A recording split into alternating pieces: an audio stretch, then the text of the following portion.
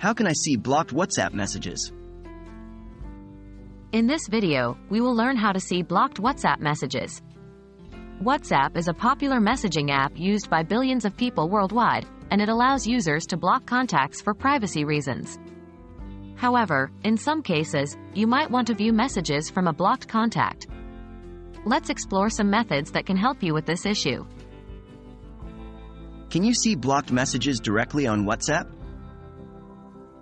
Unfortunately, WhatsApp doesn't allow users to see blocked messages directly within the app.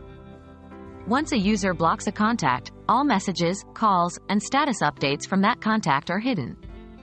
There isn't an official method to view these messages on WhatsApp.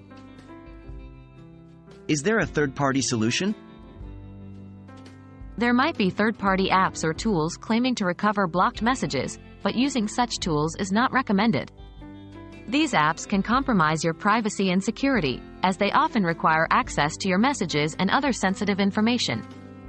Moreover, using these tools might go against WhatsApp's terms of service and result in a ban. Can you unblock the contact temporarily?